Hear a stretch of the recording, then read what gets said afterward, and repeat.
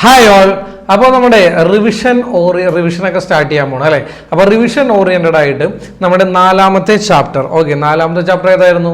Yes, magnetic effects of electric current എന്ന് പറഞ്ഞ നാലാമത്തെ ചാപ്റ്റർ നമുക്ക് നോക്കാം. ഇതിൽ ഏറ്റവും ഇമ്പോർട്ടൻറ്റ് പോയിന്റുകൾ ഏതെല്ലാമാണ്, അതിൽ എക്സാമിനേഷൻ പോയിന്റ് ഓഫ് വ്യൂ അത് എങ്ങനെയാണ് പഠിക്കേണ്ടത് എന്നെല്ലാം നമുക്കൊന്ന് പെട്ടെന്ന് നോക്കാം. Okay, yes.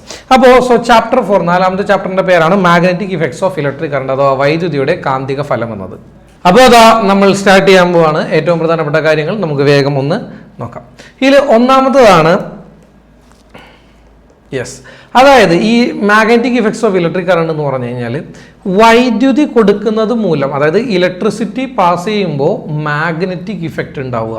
അതായത് കൂടുതൽ വൈദ്യുതിയുടെ പ്രേരണയാൽ അതായത് ഇലക്ട്രിസിറ്റി പാസ് ചെയ്യുന്നത് മൂലം മാഗ്നറ്റിക് ഫീൽഡ്, സ്ട്രോങ് മാഗ്നറ്റിക് ഫീൽഡിനെ ഉണ്ടാക്കി അതുവഴി ഉപകരണങ്ങൾ വർക്ക് ചെയ്യിക്കുക. ഇതാണ് സംഭവം. അതാണ് മെയിനായിട്ട് ഈ ചിത്രത്തിൽ കാണുന്നത്. ഇപ്പോൾ നമ്മൾ ഈ കാണുന്ന MRI സ്കാനർ ആയിക്കോട്ടെ, അതേപോലെ തന്നെ മറ്റ് പല ഉപകരണങ്ങളായിക്കോട്ടെ, ഇലക്ട്രിക് മോട്ടോർ ആയിക്കോട്ടെ, പല കാര്യങ്ങളിലും നമ്മളിവിടെ ഉപയോഗിക്കുന്നത് എന്താണ്? മാഗ്നറ്റിക് ഇഫക്ട്സ് ഓഫ് ഇലക്ട്രിസിറ്റിയാണ്. എന്ന് വെച്ചാൽ ഇലക്ട്രിസിറ്റി പാസ് ചെയ്യുന്നത് വഴി അവിടെ ഉണ്ടാകുന്ന ഒരു മാഗ്നറ്റിക് ഫീൽഡ്, ആ മാഗ്നറ്റിക് ഇഫക്റ്റ് കൊണ്ട് നമുക്ക് ഒരുപാട് ഉപയോഗങ്ങളുണ്ട്. അതിലൊന്നാണ് ഈ കാണുന്ന സ്ട്രോങ് ആയിട്ടുള്ള MRI scanning machine.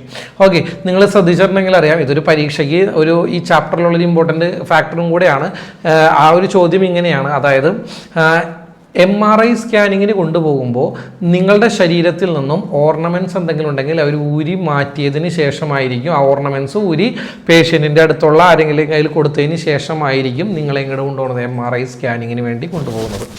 എന്തുകൊണ്ടാണത്? Because of this huge magnetic field produced as a result of electricity. Switch on ആക്കിയാലല്ലേ ഈ മെഷീൻ വർക്ക് ചെയ്യുള്ളൂ. അപ്പോൾ സ്വിച്ച് ഓൺ ആകുമ്പോൾ ഈ മെഷീനിൽ ഈ കറണ്ട് വരും. കറണ്ട് വരുമ്പോൾ അവിടെ എന്തുണ്ടാവും? സ്ട്രോങ് മാഗ്നറ്റിക് ഫീൽഡ് ഉണ്ടാവും. ആ സ്ട്രോങ് മാഗ്നറ്റിക് ഫീൽഡ് മൂലം ആ മാഗ്നറ്റിക് ഫീൽഡ് ആരെ അട്രാക്ട് ചെയ്യും?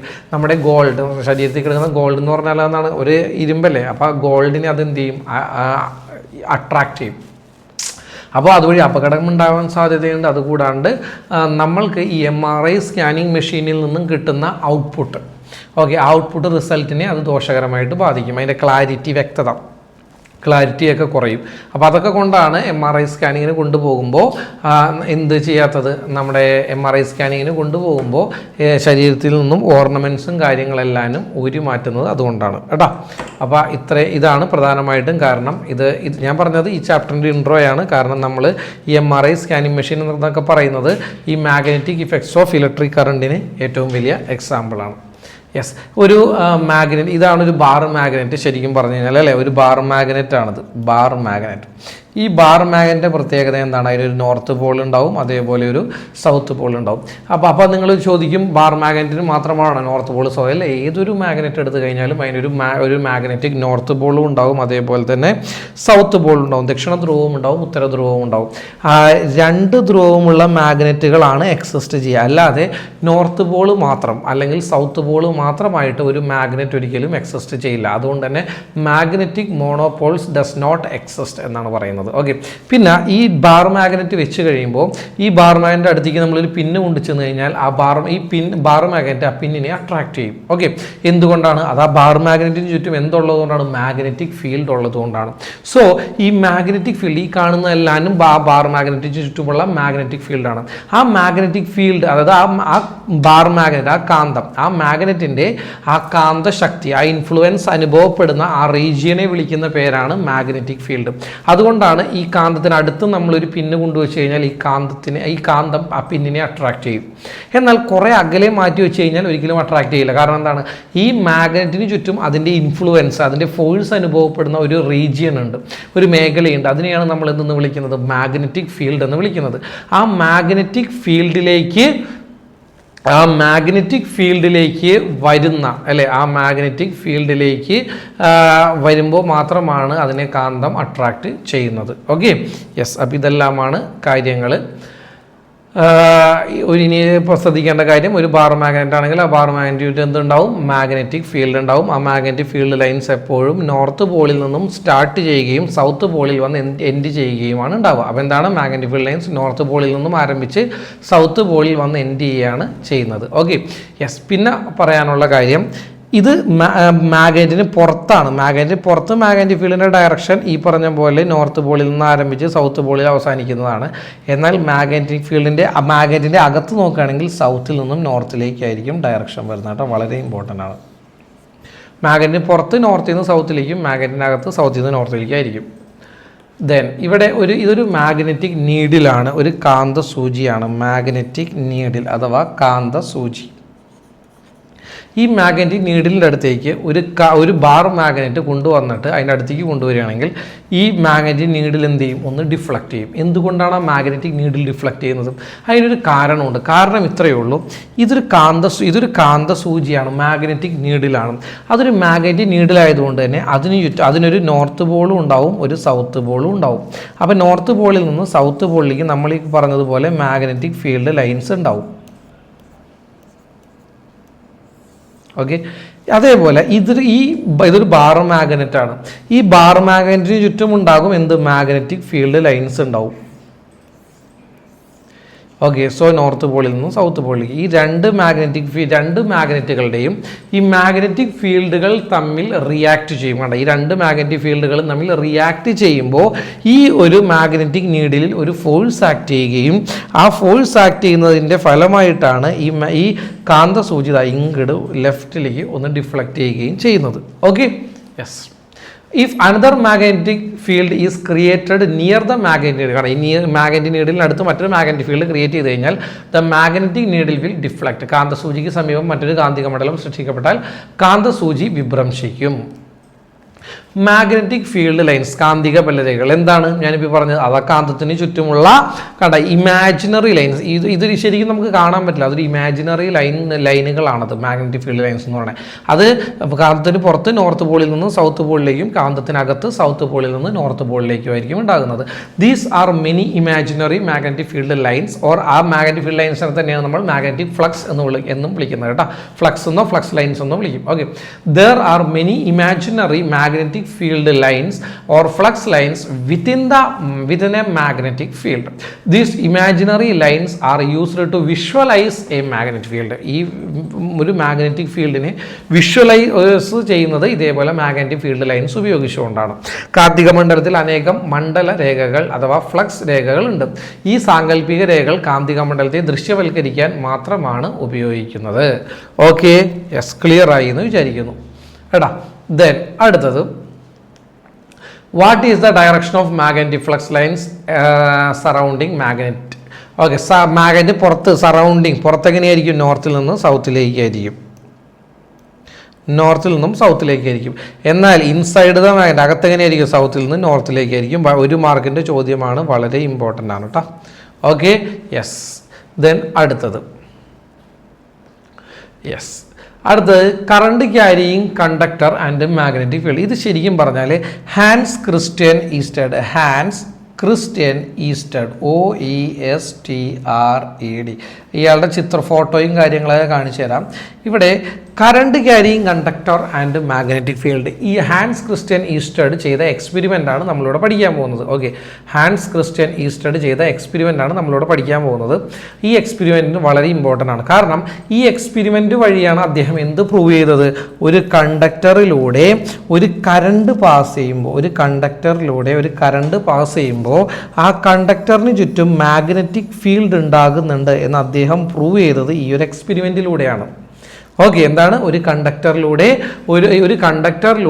ഒരു കറണ്ട് പാസ് ചെയ്യുമ്പോൾ ആ കണ്ടക്ടറിന് ചുറ്റും മാഗ്നറ്റിക് ഫീൽഡ് ഉണ്ടാകുന്നുണ്ട് എന്ന് അദ്ദേഹം പ്രൂവ് ചെയ്തത് ഈ ഒരു എക്സ്പെരിമെൻറ്റിലൂടെയാണ്. അതുകൊണ്ട് തന്നെ ഈ എക്സ്പെരിമെൻറ്റ് വളരെ ഇമ്പോർട്ടൻ്റ് ആണ്. എക്സാമിനേഷൻ പോയിന്റ് ഓഫ് വ്യൂവിൽ ഈ എക്സ്പെരിമെൻറ്റ് ചോദിക്കാറുണ്ട്. സോ ഇതാണ് ഈ എക്സ്പെരിമെൻ്റ് ആണ് സംഭവം ഇത്രയേ ഉള്ളൂ. ഇത് ഒരു കണ്ടക്ടറാണ്, അതിൻ്റെ പോസിറ്റീവ് ടെർമിനലാണിത്, നെഗറ്റീവ് ടെർമിനലാണിത്. സ്വിച്ച് ഓണാക്കി കഴിയുമ്പോൾ പോസിറ്റീവിൽ നിന്നും നെഗറ്റീവിലേക്ക് കറണ്ട് പാസ് ചെയ്യും. അപ്പോൾ ഇങ്ങനെ കറണ്ട് പാസ് ഇങ്ങനെ നമ്മൾ കാണുന്നത് ഇത്രയേ ഉള്ളൂ. ഇവിടെ സ്വിച്ച് ഓൺ ആക്കിയപ്പോൾ കറണ്ട് പാസ് ചെയ്തു. അപ്പോൾ ഇവിടെ ഇതൊരു മാഗ്നറ്റിക് നീഡിലാണ്, കാന്തസൂചിയാണ് മാഗ്നറ്റിക് നീഡിൽ. ഈ കാന്തസൂചിയുടെ നോർത്ത് പോള് ഒന്ന് ഡിഫ്ലക്റ്റ് ചെയ്തു, ഒന്നില്ലെങ്കിൽ മുകളിലോട്ട് അല്ലെങ്കിൽ താഴോട്ട് ഒന്ന് ഡിഫ്ലക്റ്റ് ചെയ്യും. ഓക്കെ, അപ്പോൾ ഇവിടെ ഇതിലൂടെ കറണ്ട് പാസ് ചെയ്തപ്പോൾ സ്വിച്ച് ഓൺ ആക്കിയപ്പോൾ ഈ എൻഡിൽ നിന്നും ഈ എൻഡിലേക്ക് കറണ്ട് പോയി. അപ്പോൾ കറണ്ട് പാസ് ചെയ്തപ്പോൾ അവിടെ മാഗ്നറ്റിക് നീഡിലിന് ഡിഫ്ലക്ഷൻ സംഭവിച്ചു. അപ്പോൾ എന്തുകൊണ്ടാണ് കറണ്ട് പാസ് ചെയ്തപ്പോൾ മാഗ്നറ്റിക് നീഡിലിന് ഡിഫ്ലക്ഷൻ സംഭവിച്ചത്? സംഭവം സിമ്പിളാണ്. കറണ്ട് പാസ് ചെയ്യുമ്പോൾ അതിന് ചുറ്റും എന്തുണ്ടാകുന്നുണ്ട്? മാഗ്നറ്റിക് ഫീൽഡ് ഉണ്ടാകുന്നുണ്ട്. ഓക്കെ, മാഗ്നറ്റിക് ഫീൽഡ് ഉണ്ടാകുന്നുണ്ട്. Okay, yes. ഈ അതുകൂടാണ്ട് ഈ മാഗ്നറ്റിക് നീഡിലിന് ചുറ്റും അതിൻ്റേതായിട്ടുള്ള ഒരു മാഗ്നറ്റിക് ഫീൽഡും ഉണ്ടാകുന്നുണ്ട്. ഈ രണ്ട് മാഗ്നറ്റിക് ഫീൽഡുകളും റിയാക്ട് ചെയ്യുമ്പോൾ ഈ കാന്തസൂചി മാഗ്നറ്റിക് നീഡിൽ ഒരു ഫോഴ്സ് ആക്ട് ചെയ്യുകയും ആ ഫോഴ്സിൻ്റെ ഫലമായിട്ട് ആ മാഗ്നറ്റിക് നീഡിൽ ഒന്ന് ഡിഫ്ലക്റ്റ് ചെയ്യുകയും ചെയ്യും. ഇങ്ങനെയാണ് ഈ എക്സ്പെരിമെൻ്റ് കേട്ടോ. ഇതാണ് ഈ എക്സ്പെരിമെൻ്റ്. ദെൻ നോക്കിക്കോ, A magnetic field is formed around A current carrying conductor. ഒരു കണ്ടക്ടറിലൂടെ കറണ്ട് പാസ് ചെയ്യുമ്പോൾ ആ കണ്ടക്ടറിന് ചുറ്റും മാഗ്നറ്റിക് ഫീൽഡ് ഉണ്ടാകുന്നു.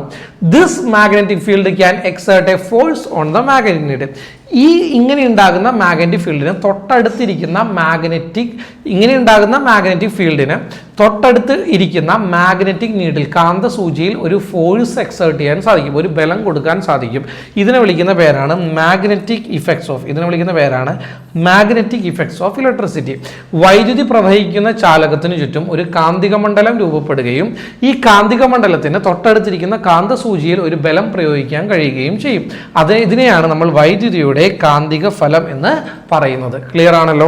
നെക്സ്റ്റ്, അടുത്തത് മൂന്നാമത്തെ എക്സ്പെരിമെന്റ്. ഈ എക്സ്പെരിമെന്റ് ആണ് എക്സാമിനേഷൻ പോയിന്റ് ഓഫ് വ്യൂവിൽ നേരത്തെ കാണിച്ച സെയിം എക്സ്പെരിമെന്റ് തന്നെ എക്സാമിനേഷൻ പോയിന്റ് ഓഫ് വ്യൂവിൽ വളരെ വളരെ ഇമ്പോർട്ടൻ്റ് ആയിട്ടുള്ള ഒരു എക്സ്പെരിമെന്റ് ആണത്. ഓക്കെ, സോ ഇവിടെയും ഞാൻ പറഞ്ഞു ഇതാണ് പോസിറ്റീവ് ടെർമിനൽ, ഇതാണ് നെഗറ്റീവ് ടെർമിനൽ. ഇതാണ് പോസിറ്റീവ് ടെർമിനൽ, ഇതാണ് നെഗറ്റീവ് ടെർമിനൽ. സ്വിച്ച് ഓൺ ആക്കുമ്പോൾ എയിൽ നിന്നും ബിയിലേക്ക് കറണ്ട് ഒഴുകും. ഓക്കെ, എയിൽ നിന്നും ബിയിലേക്ക് കറണ്ട് ഒഴുകുമ്പോൾ സംഭവം പരീക്ഷയ്ക്ക് ഇങ്ങനെയായിരിക്കും ചോദിക്കുന്നത്. Turn the switch on. ഇതിനെ ബെൽ സ്വിച്ച് എന്ന് പറയട്ടെ. ഇതിനെയാണ് നമ്മൾ എന്ന് വിളിക്കുന്നത് ബെൽ സ്വിച്ച് എന്ന് പറയുക. അപ്പോൾ ബെൽ സ്വിച്ച് എന്നൊക്കെ കേൾക്കുമ്പോൾ തെറ്റിദ്ധരിക്കരുത്, ഇതാണ് സാധനം. Turn the bell switch on, what do you observe? ഇതാണ് ഒന്നാമത്തെ ചോദ്യം. സ്വിച്ച് ഓൺ ആക്കുന്നു, നിങ്ങൾ എന്താണ് ഒബ്സർവ് ചെയ്യുന്നത്? ആൻസർ ഇതാണ്. ഈ north pole of the magnet deflect in the anti clock vice direction. Magnetic നീഡിലിൻ്റെ north pole anti clock vice ഡയറക്ഷനിൽ ഡിഫ്ലക്ട് ചെയ്യും. എന്തുകൊണ്ട് ഡിഫ്ലക്ട് ചെയ്യുന്നു എന്നുള്ളത് ഞാൻ ഇപ്പോൾ തന്നെ പറഞ്ഞു. കാരണം ഇങ്ങനെ എയിൽ നിന്നും ബിയിലേക്ക് കറണ്ട് പാസ് ചെയ്യുമ്പോൾ അതിന് ചുറ്റും മാഗ്നറ്റിക് ഫീൽഡ് ഉണ്ടാകുന്നുണ്ട്. അതുകൂടാതെ താഴെ ഇരിക്കുന്ന ഈ മാഗ്നറ്റിക് നീഡിൽ, ഇതൊരു മാഗ്നറ്റിക് നീഡിൽ ആയതുകൊണ്ട് തന്നെ അതിന് ചുറ്റും എന്തുണ്ട്? മാഗ്നറ്റിക് ഫീൽഡ് ഉണ്ട്. ഈ രണ്ട് മാഗ്നറ്റിക് ഫീൽഡുകളും തമ്മിൽ റിയാക്ട് ചെയ്യുന്നതിൻ്റെ ഫലമായിട്ടാണ് ഇവിടെ എന്ത് ചെയ്യുന്നത്? ഈ നോർത്ത് പോളിൽ ഒരു ഫോഴ്സ് ആക്ട് ചെയ്യുകയും അതിൻ്റെ ഫലമായിട്ട് ഈ magnetic needle north Paul deflect ചെയ്യുകയും ചെയ്യുന്നത്. ഓക്കെ, യെസ്, ഇതാണ് വളരെ ഇമ്പോർട്ടൻ്റ് ആയിട്ടുള്ള പരീക്ഷണം. ഇവിടെ ശ്രദ്ധിക്കേണ്ട കാര്യം എന്താണെന്ന് വെച്ച് കഴിഞ്ഞാൽ ഇവിടെ കറണ്ട് പാസ് ചെയ്യുന്നത് എയിൽ നിന്നും ബിയിലേക്കാണ്. ഓക്കെ, കറണ്ട് എയിൽ നിന്നും ബിയിലേക്ക് പാസ് ചെയ്യുമ്പോൾ ഡിഫ്ലക്ഷൻ, ഈ നോർത്ത് പോളിന് ഉണ്ടാകുന്ന ഡിഫ്ലക്ഷൻ എങ്ങടാണ്? ആൻറ്റി ക്ലോക്ക് വൈസ് ഡയറക്ഷനിലാണ് ഡിഫ്ലക്റ്റ് ചെയ്യുന്നത്. ഇത്രയും മാത്രമേ ഓർക്കേണ്ട കാര്യമുള്ളൂ. ഇനി തിരിച്ചാണെങ്കിലോ? യെസ്, ഇതാണ് കണ്ട. കറണ്ട് ഇവിടെ പോസിറ്റീവ്, ഇത് നെഗറ്റീവ്. അപ്പോൾ കറണ്ട് ഇങ്ങനെയാണ് പോകുന്നത്. കണ്ട, കറണ്ട് നോർത്തിൽ, ഇതിനെ എ എന്ന് വിളിക്കാം, ഇതിനെ ബി എന്ന് വിളിക്കാം, അല്ലെങ്കിൽ സൗത്തും നോർത്തും വെച്ചേക്കാം. സൗത്തിൽ നിന്ന് നോർത്തിലേക്ക് അല്ലെങ്കിൽ എയിൽ നിന്നും ബിയിലേക്കാണ് കറണ്ട് പോകുന്നതെങ്കിൽ മാഗ്നറ്റിക് കോമ്പസ് നീഡിൽ, ഓക്കെ, കാന്തസൂചിയുടെ north pole anti clock vice ഡയറക്ഷനിൽ ഡിഫ്ലക്റ്റ് ചെയ്യും.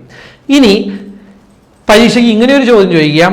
ഈ നോർത്ത് പോളിനെ ഓപ്പോസിറ്റ് ഡയറക്ഷനിൽ, ഇപ്പൊ ഡിഫ്ലക്ട് ചെയ്യുന്നതിന് ഓപ്പോസിറ്റ് ഡയറക്ഷനിൽ, ഈ ചിത്രത്തിൽ കാണുന്നത് പോലെ ഓപ്പോസിറ്റ് ഡയറക്ഷനിൽ ഡിഫ്ലക്ട് ചെയ്യിക്കാൻ ഞാൻ എന്ത് ചെയ്യണം? എന്ത് ചെയ്താൽ മതി? ഒന്നുമില്ല. ഇവിടെ ബാറ്ററി എങ്ങനെയാണോ വെച്ചത് ആ ബാറ്ററി ഒന്ന് തിരിച്ചു വയ്ക്കുക. ഇത്രയേ ഉള്ളൂ കാര്യം. ഇവിടെ പോസിറ്റീവും ഇവിടെ നെഗറ്റീവ് ആണെങ്കിൽ ഇവിടെ നെഗറ്റീവും ഇവിടെ പോസിറ്റീവും, അതായത് ബാറ്ററി ഒന്ന് തിരിച്ചു വെച്ചാൽ മതി. ബാറ്ററി റിവേഴ്സ് ചെയ്ത് കഴിഞ്ഞാൽ നമുക്ക് എന്ത് ചെയ്യാൻ സാധിക്കും? ആ കറണ്ടിന്റെ ഡയറക്ഷൻ തിരിക്കാൻ സാധിക്കും. കണ്ട, കറണ്ട് ഇപ്പൊ പോകുന്നത് എയും ഇത് ബിയും ആണെങ്കിൽ ഇവിടെ കറണ്ട് പോയത് എയിൽ നിന്നും ബിയിലേക്കാണെങ്കിൽ, ഇവിടെ കറണ്ട് പോയത് എയിൽ നിന്നും ബിയിലേക്കാണെങ്കിൽ ഇവിടെ കറണ്ട് പോകുന്നത് ബിയിൽ നിന്നും എയിലേക്കാണ്. കണ്ട, കറണ്ടിന്റെ ഡയറക്ഷൻ തിരിച്ചു. കറണ്ടിന്റെ ഡയറക്ഷൻ തിരിക്കുമ്പോൾ അവിടെ എന്തും തിരിയും? ഇവിടെ ഡിഫ്ലക്ഷന്റെ ഡയറക്ഷനും തിരിയും. ഓക്കെ, ശ്രദ്ധിക്കേണ്ട കാര്യം ഇവിടെ കറണ്ട് പാസ് ചെയ്യുന്ന കണ്ടക്ടർ, മനസ്സിലായി? കറണ്ട് പാസ് ചെയ്യുന്ന കണ്ടക്ടറിന്റെ താഴെയാണ് എന്ത് വെച്ചിരിക്കുന്നത്? മാഗ്നറ്റിക് നീഡിൽ വെച്ചിരിക്കുന്നത്. ഓക്കെ, ഈ എക്സ്പെരിമെന്റിൽ അങ്ങനെയാണ് ചെയ്തിരിക്കുന്നത്.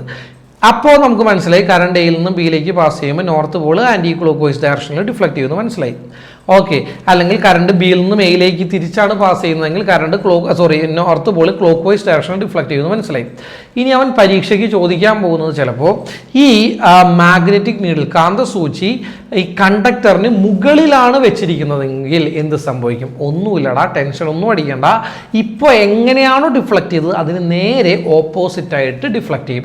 അപ്പോൾ അത് മാഗ്നറ്റിക് നീഡിൽ കറണ്ടുകാരിയും കണ്ടക്ടറിന്റെ മുകളിലാണ് വയ്ക്കുന്നതെങ്കിൽ എയിൽ നിന്നും ബിയിലേക്ക് പോകുമ്പോൾ എന്തായിരിക്കും? ക്ലോക്ക് വൈസ് ഡയറക്ഷനിലായിരിക്കും ഡിഫ്ലക്ട് ചെയ്യുന്നത്. Okay, yes. അതായത് ഒരെണ്ണം പഠിച്ചു വെച്ചാൽ മതി, താഴെ വെച്ചിരിക്കുന്നത് മാത്രം. മുകളിൽ വെക്കുകയാണെങ്കിൽ അതിന് നേരെ ഓപ്പോസിറ്റ് ആയിരിക്കും. Okay, yes. നെക്സ്റ്റ്,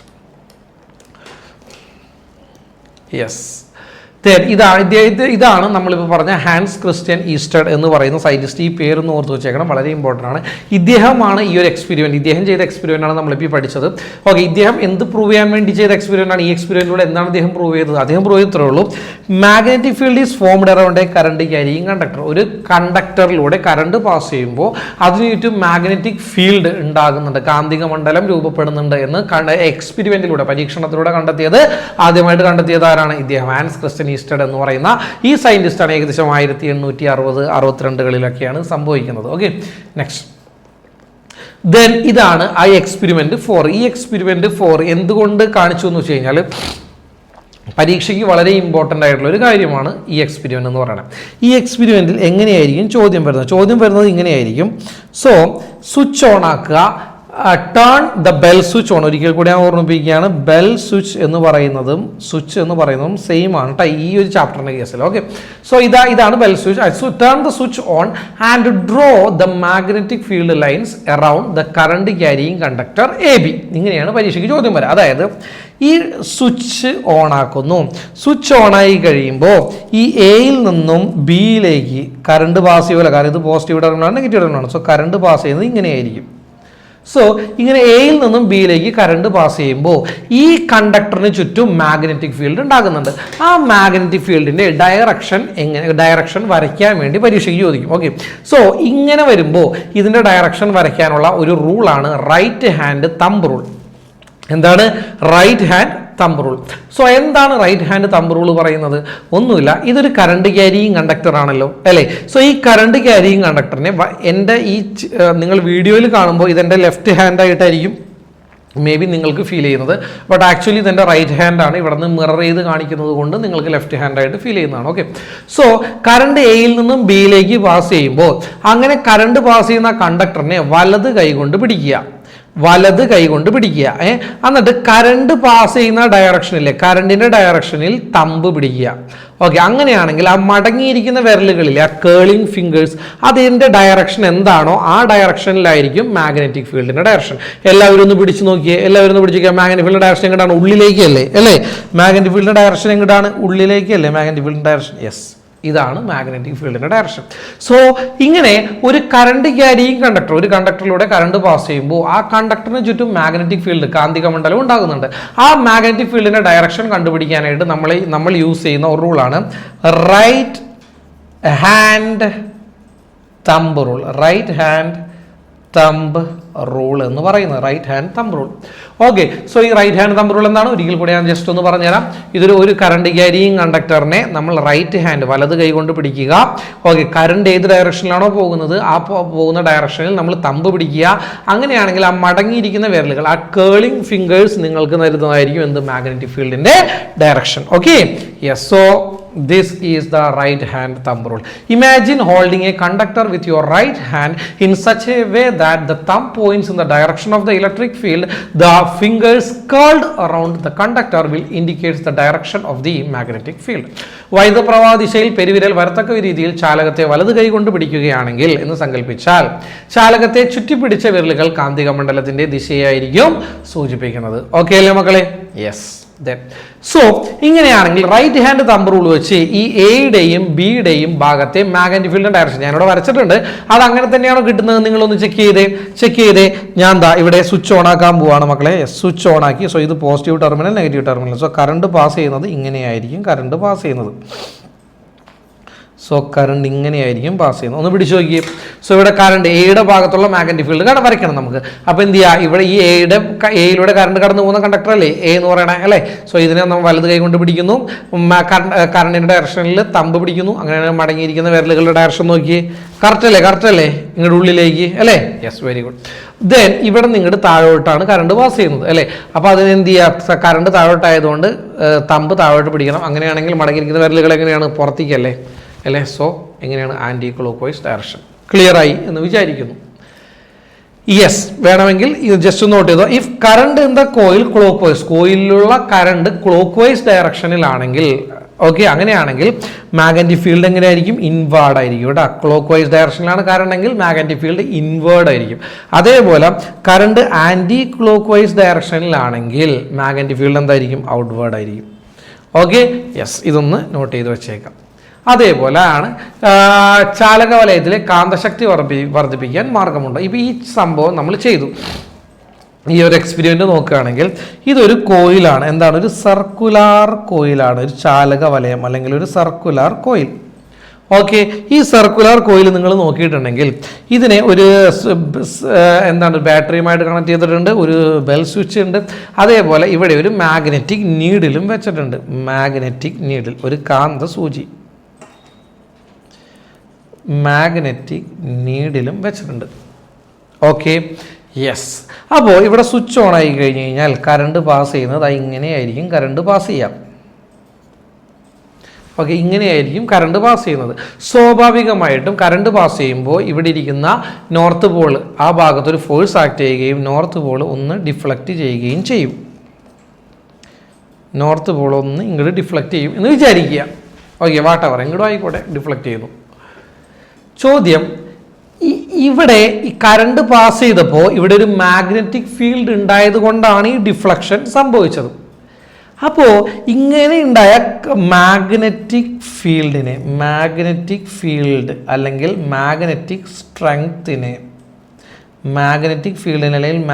സ്ട്രെങ്ത്തിനെ ഇൻക്രീസ് ചെയ്യാൻ, വർദ്ധിപ്പിക്കാൻ എന്തെങ്കിലും മാർഗമുണ്ടോ? Is there any way to increase the magnetic field around the current carrying circular coil? Okay, ഈ സർക്കുലാർ കോയിലിന് ചുറ്റുമുള്ള മാഗ്നറ്റിക് ഫീൽഡ് വർദ്ധിപ്പിക്കാൻ എന്തെങ്കിലും മാർഗമുണ്ടോ?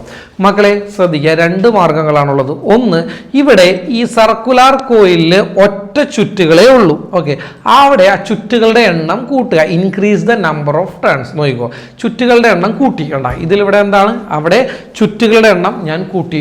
അപ്പോൾ എന്താണ് അപ്പോൾ ഒന്നാമത്തത് increase the number of turns, ചുറ്റുകളുടെ എണ്ണം കൂട്ടുക. Increase the number of turns, ചുറ്റുകളുടെ എണ്ണം കൂട്ടുക. ദെൻ അതൊക്കെ. രണ്ടാമത്തെ കാര്യം, ഇവിടെ കൊടുക്കുന്ന കറണ്ട് കൂട്ടുക. ഓക്കെ, ഇതിലൂടെ ഒഴുകുന്ന കറണ്ട്, ഈ കറണ്ടിൻ്റെ അളവ് കൂട്ടുക. ഇൻക്രീസ് ദ കറണ്ട്, കറണ്ടിനെ ഐ എന്നാണ് ഞാൻ സൂചിപ്പിക്കുന്നത്. Okay, increase the current. അപ്പോൾ കറണ്ട് കൂട്ടുക, അതേപോലെ തന്നെ നമ്പർ ഓഫ് ടേൺസ്, ചുറ്റുകളുടെ എണ്ണം കൂട്ടുക. ഈ രണ്ട് കാര്യങ്ങൾ ചെയ്ത് കഴിഞ്ഞ് കഴിഞ്ഞാൽ ഇവിടുത്തെ മാഗ്നറ്റിക് ഫീൽഡിൻ്റെ സ്ട്രെങ്ത് നമുക്ക് കൂട്ടാൻ പറ്റും. ഓർത്ത് വെച്ചേക്കുക. ഓക്കെ, സോ അത് തന്നെയാണ്. നോക്കിയ, ചുറ്റുകളുടെ എണ്ണം വർദ്ധിപ്പിച്ച ശേഷം എന്ത് സംഭവിക്കുന്നു, ഡിഫ്ലക്ഷൻ കൂടുന്നു. Okay, yes. അതേപോലെ തന്നെ യെസ്. സോ രണ്ട് ഫാക്ടേഴ്സ് എന്തൊക്കെയാണ് മാഗ്നറ്റിക് ഫീൽഡിൻ്റെ സ്ട്രെങ്ത് കൂട്ടാനുള്ളത്? Increase the number of turns, ചുറ്റുകളുടെ എണ്ണം വർദ്ധിപ്പിക്കുക. ഇൻറ്റൻസിറ്റി ഓഫ് കറണ്ടിൻ്റെ അളവ് വർദ്ധിപ്പിക്കുക. യെസ്. അടുത്തതാണ് സോളിനോയിഡ്. എന്താണ് സോളിനോയിഡ്? സോളിനോയിഡ് എന്ന് പറഞ്ഞു കഴിഞ്ഞാൽ ഇവിടെ ഒരു കോപ്പർ വയർ, ഒരു ചെമ്പ് കമ്പിയെ ഇതേപോലെ ഹെലിക്കൽ ഷേപ്പിൽ ചുറ്റിയെടുത്തിരിക്കുന്ന ഈ അറേഞ്ച്മെൻറ്റിനെ നമ്മൾ വിളിക്കുന്ന പേരാണ് എന്ത്? സോളിനോയിഡ് എന്ന് വിളിക്കുന്നത്. കണ്ട, ഒരു കോപ്പർ വയറിന് ഇതേപോലെ ചുറ്റിയെടുത്ത അറേഞ്ച്മെൻറ്റിനെ വിളിക്കുന്ന പേരാണ് സോളിനോയിഡ്. ഇതിൽ എത്ര ചുറ്റുകളുണ്ട്? 1 2 3 4 5 6 7 8 9 ചുറ്റുകളുണ്ട്.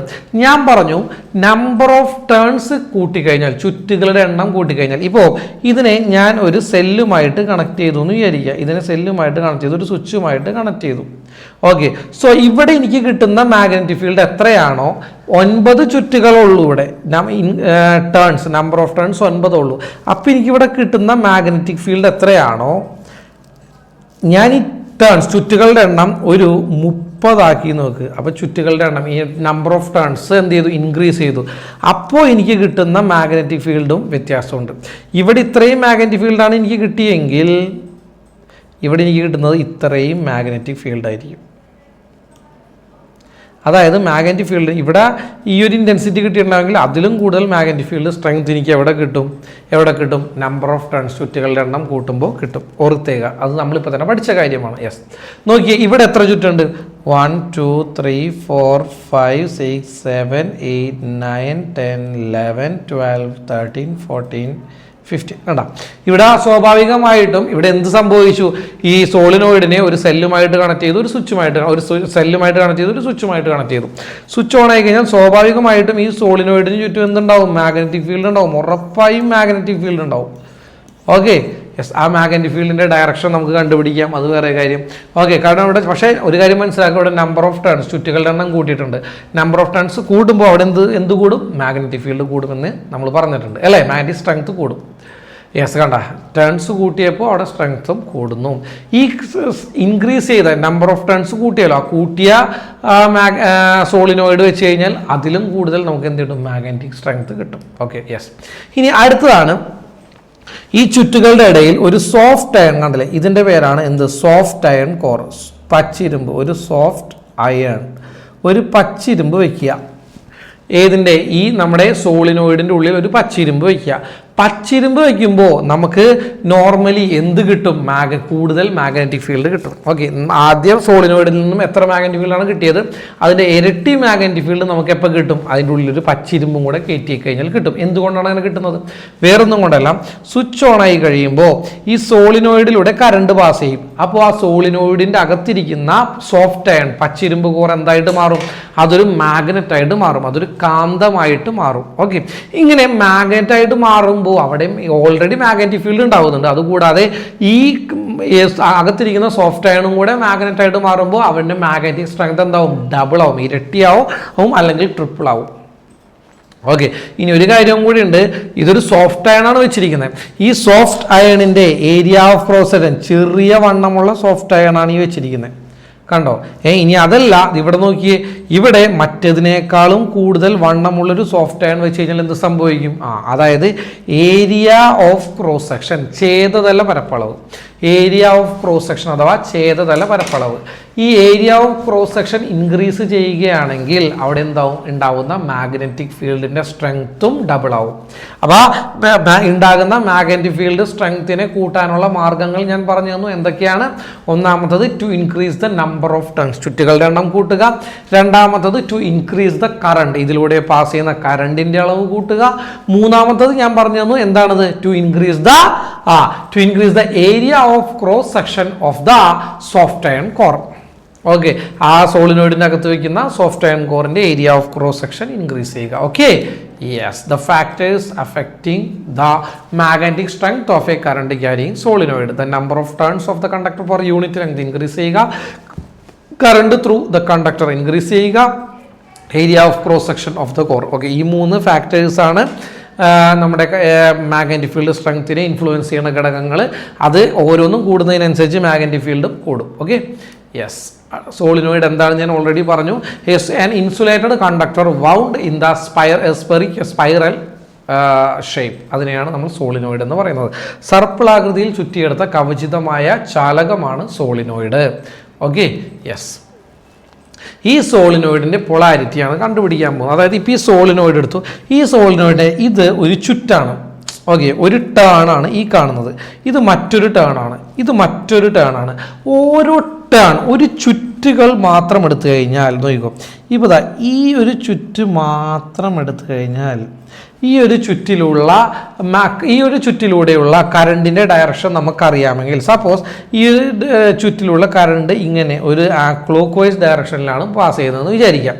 അങ്ങനെ കറണ്ടിൻ്റെ ഡയറക്ഷൻ നമുക്കറിയാമെങ്കിൽ അത് ഏത് പോളാണെന്ന് നമുക്കറിയാൻ പറ്റും. അതായത് നോർത്ത് പോളാണോ സൗത്ത് പോളാണോ, ദക്ഷിണ ധ്രുവമാണോ ഉത്തര ധ്രുവമാണോ എന്ന് നമുക്കറിയാൻ പറ്റും. ഓക്കെ, അതെങ്ങനെയാണ്, യെസ്, അതിനൊരു ട്രിക്ക് ഉണ്ട്. യെസ്, ഇതാണ് ട്രിക്ക്. അതായത് കറണ്ട് പാസ് ചെയ്യുന്നത് ക്ലോക്ക് വൈസ് ഡയറക്ഷനിലാണെങ്കിൽ, കണ്ട, കറണ്ട് പാസ് ചെയ്യുന്നത് കണ്ടില്ലേ, clock vice direction, current pass ചെയ്യുന്നത് ക്ലോക്ക് വൈസ് ഡയറക്ഷനിലാണെങ്കിൽ അത് എന്ത് പോളായിരിക്കും? ഏതാണ് ഈ ലെറ്റർ എസ് അല്ലേ? അതായത് സൗത്ത് പോളായിരിക്കും കേട്ടോ. കറണ്ട് പാസ് ചെയ്യുന്നത് ക്ലോക്ക് വൈസ് ഡയറക്ഷനിലാണെങ്കിൽ അത് സൗത്ത് പോളായിരിക്കും. ഇത്രയും മാത്രമേ ഇതിൽ പഠിക്കാനുള്ളൂ. അതുകൂടാണ്ട് ഇപ്പോൾ ഒരു ചുറ്റിലൂടെ കറണ്ട് പാസ് ചെയ്യുന്നത് ആൻറ്റി ക്ലോക്ക് വൈസ് ഡയറക്ഷൻ കണ്ടില്ലേ? ആൻറ്റി ക്ലോക്ക് വൈസ് ഡയറക്ഷനിലാണെന്ന് വിചാരിക്കാം. ആൻറ്റി ക്ലോക്ക് വൈസ് ഡയറക്ഷനിലാണെങ്കിൽ അത് ഏത് പോളായിരിക്കും? ഏതാണ് ഈ ലെറ്റർ എൻ, നോർത്ത് പോളല്ല ഇത് അല്ലേ? സോ കറണ്ട് പാസ് ചെയ്യുന്നത് ആൻറ്റി ക്ലോക്ക് വൈസ് ഡയറക്ഷനിലാണെങ്കിൽ അത് ഏത് പോളായിരിക്കും? നോർത്ത് പോളായിരിക്കും. ഓക്കെ, നോർത്ത് പോളായിരിക്കും അത്. ക്ലിയർ ആണല്ലോ? യെസ്, ഇത്രയുമാണ് നമുക്ക് എന്ത് പഠിക്കാനുള്ളത്? പൊളാരിറ്റി ഓഫ് സോളിനോയിഡ് എന്ന് പറയുന്ന ഈ സെക്ഷനിൽ പഠിക്കാനുള്ളത്. Okay, yes. ദെൻ അപ്പോൾ ഈ പറഞ്ഞ കാര്യം തന്നെയാണത്. അതായത് കറണ്ട് പാസ് ചെയ്യുന്നത് ക്ലോക്ക് വൈസ് ഡയറക്ഷനിലാണെങ്കിൽ അതെന്തായിരിക്കും? സൗത്ത് പോളായിരിക്കും.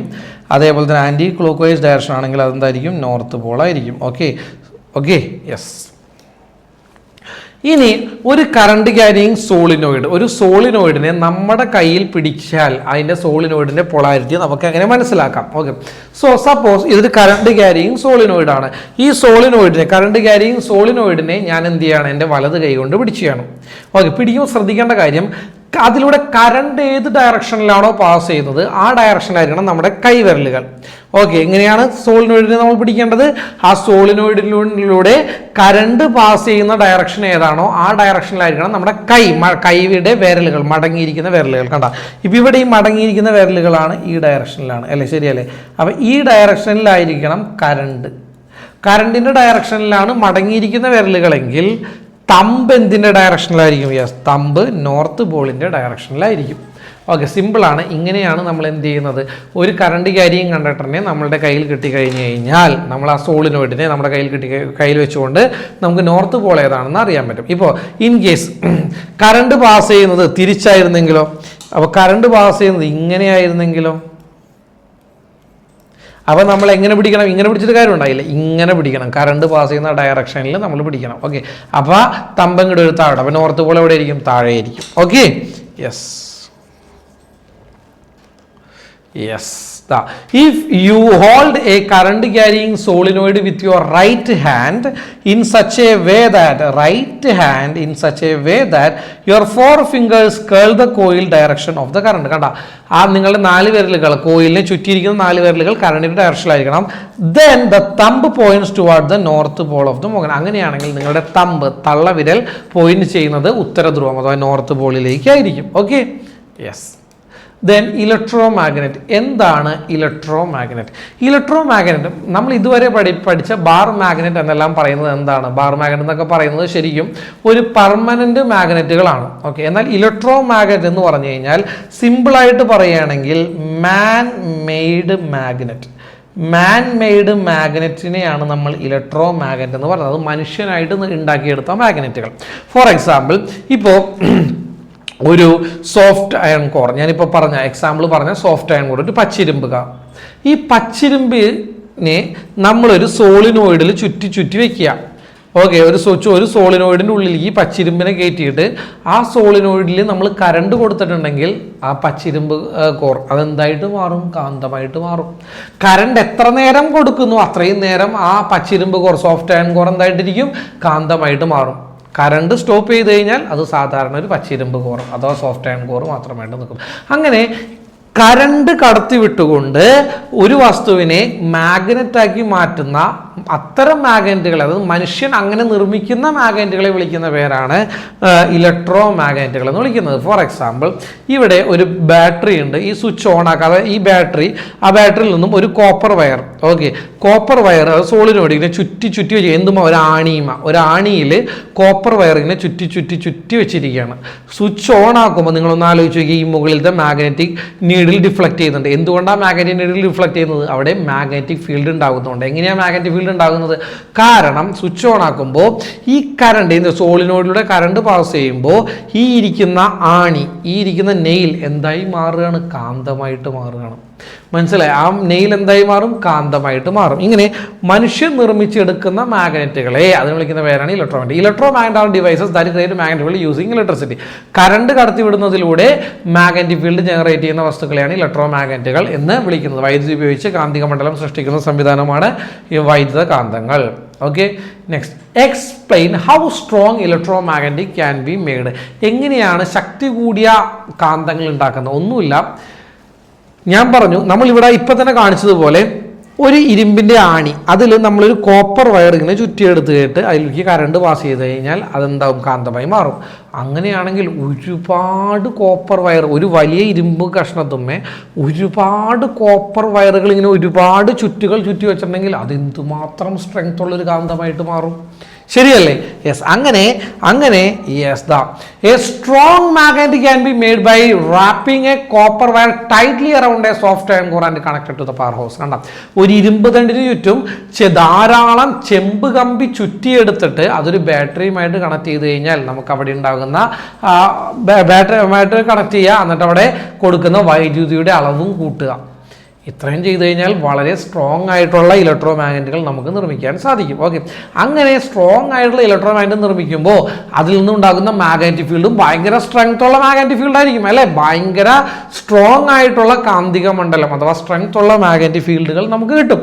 ആ മാഗ്നറ്റിക് ഫീൽഡുകൾ ഉപയോഗിച്ചുകൊണ്ടാണ് നമ്മൾ എന്ത് നിർമ്മിക്കുന്നത്? വലിയ വലിയ മെട്രോ റെയിൽ, അതായത് ശരിക്കും പറഞ്ഞു കഴിഞ്ഞാൽ മാഗ് റേവ് എന്നാണ് പറയുന്നത് അതിനെ.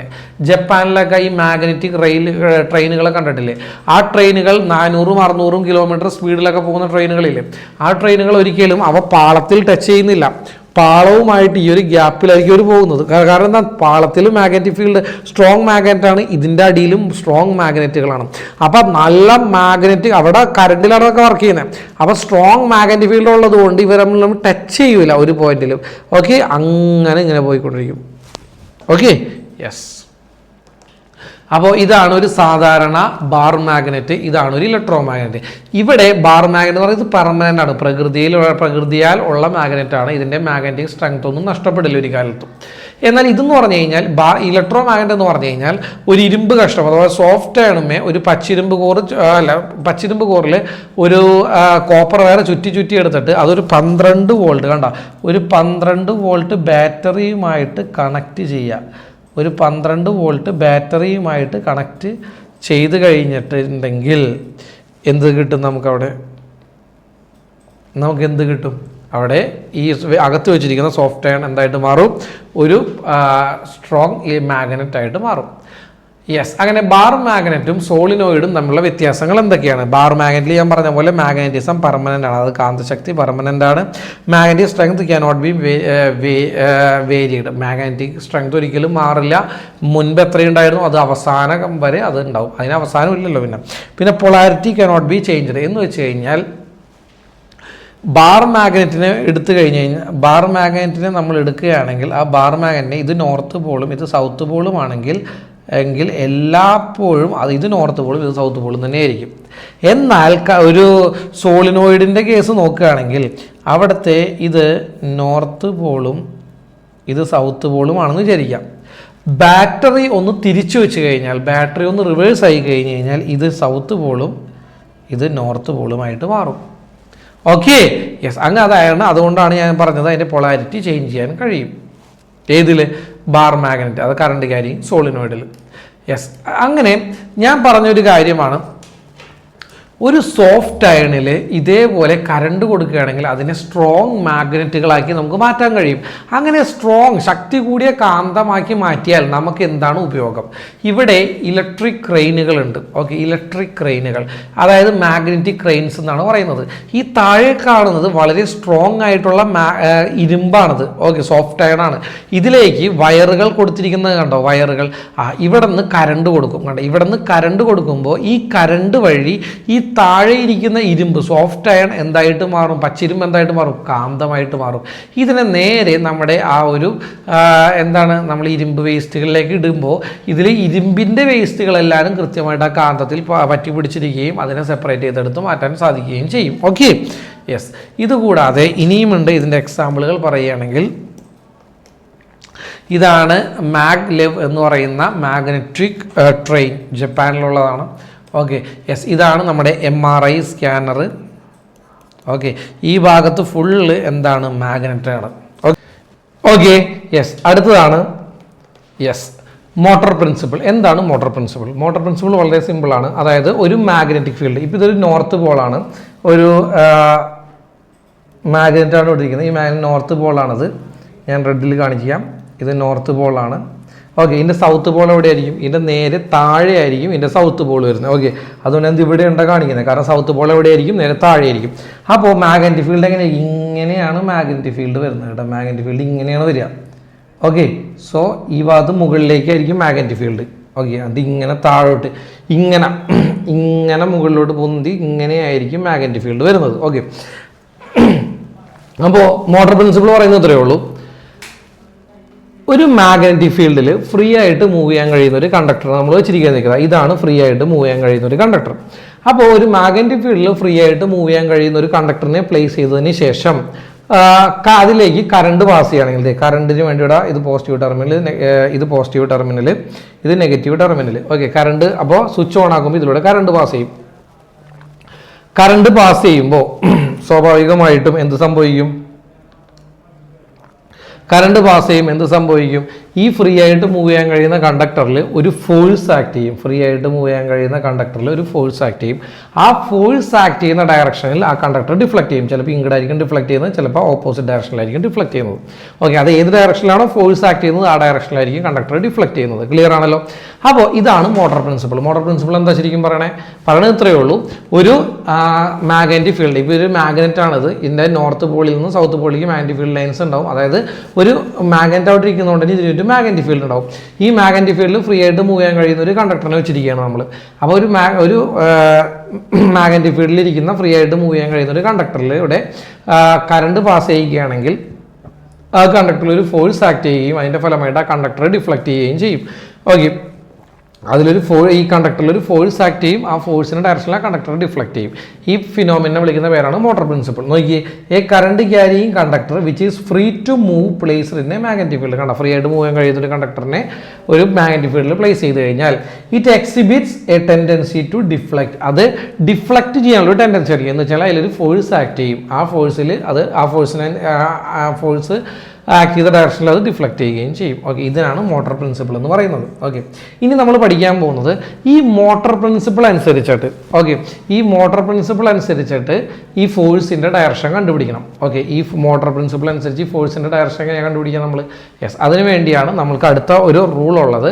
അതിനെ വിളിക്കുന്ന പേരാണ്, അതാണ് ഫ്ലെമിങ്ങിൻ്റെ ലെഫ്റ്റ് ഹാൻഡ് റൂൾ. ഓക്കെ, അപ്പോൾ നോക്കിയേ, factors affecting the force. Okay, ഇങ്ങനെ ഒരു ഫ്രീ ആയിട്ട് മൂവ് ചെയ്യാൻ കഴിയുന്ന ഒരു കണ്ടക്ടറിനെ ഒരു മാഗ്നറ്റിക് ഫീൽഡിൽ പ്ലേസ് ചെയ്യുമ്പോൾ ആ കണ്ടക്ടറിൽ ആക്ട് ചെയ്യുന്ന ഫോഴ്സ്, അതിനെ ഇൻഫ്ലുവൻസ് ചെയ്യുന്ന ഫാക്ടേഴ്സ് എന്തൊക്കെയാണ്? ഒന്ന് ഡയറക്ഷൻ ഓഫ് കറണ്ടിൻ്റെ ഡയറക്ഷൻ, രണ്ടാമത്തത് മാഗ്നറ്റിക് ഫീൽഡിൻ്റെ ഡയറക്ഷൻ. ഓക്കെ, അപ്പോൾ ഈ രണ്ട് കാര്യങ്ങളാണ് അതിനെ ഇൻഫ്ലുവൻസ് ചെയ്യുക. ഇതനുസരിച്ചിട്ടായിരിക്കും ഇതിലൊരു ഫോഴ്സ് ആക്ട് ചെയ്യുകയും അതിനനുസരിച്ച് ഈ കണ്ടക്ടർ ഡിഫ്ലക്ട് ചെയ്യുകയും ചെയ്യുന്നത്. ചിലപ്പോൾ ഒരു ഡയറക്ഷനിൽ അല്ലെങ്കിൽ മറ്റൊരു ഡയറക്ഷനിലേക്ക് എന്ത് ചെയ്യും? ആ കണ്ടക്ടർ ഡിഫ്ലക്ട് ചെയ്യും. ഓക്കെ, ഇനി ഏത് ഡയറക്ഷനിലേക്കായിരിക്കും ആ ഫോഴ്സ് ആക്ട് ചെയ്യുന്നത് എന്നറിയണമെങ്കിൽ അവിടെ നമ്മൾ ഉപയോഗിക്കുന്നതാണ് ഫ്ലെമിങ്ങിൻ്റെ ലെഫ്റ്റ് ഹാൻഡ് റൂൾ. ഇട്ട് കഴിഞ്ഞാൽ അത് അപകടം സംഭവിക്കാൻ സാധ്യതയുണ്ട്. അതുകൂടാതെ നമുക്ക് അവിടെ നിന്ന് കിട്ടുന്ന ഔട്ട്പുട്ടിൽ എന്തുണ്ടാവില്ല? വ്യക്തത, ക്ലാരിറ്റി ഉണ്ടാവില്ല റിസൾട്ടുകളിൽ. അതുകൊണ്ടാണ്. ഓക്കെ, അടുത്തത് ഇലക്ട്രിക് മോട്ടർ. എന്താണ് ഇലക്ട്രിക് മോട്ടർ? മോട്ടോർ പ്രിൻസിപ്പിൾ ഉപയോഗിച്ച് വർക്ക് ചെയ്യുന്ന ഒരു ഉപകരണമാണെന്ന് പറയുന്നത് ഇലക്ട്രിക് മോട്ടർ എന്ന് പറയുന്നത്. ഓക്കെ, ഇലക്ട്രിക് മോട്ടറിൽ നടക്കുന്ന എനർജി കൺവേർഷൻ വളരെ ഇമ്പോർട്ടൻ്റ് ആണ്, നോട്ട് ചെയ്തിട്ടുണ്ടാവണം. കാരണം അവിടെ എന്ത് സാധനവും, മോട്ടർ എന്ന് പറഞ്ഞാൽ അകത്ത് കറങ്ങണില്ല, അകത്തൊരു സാധനം കിടന്ന് കറങ്ങുന്നതുകൊണ്ടല്ലേ വർക്ക് ചെയ്യുന്നത്.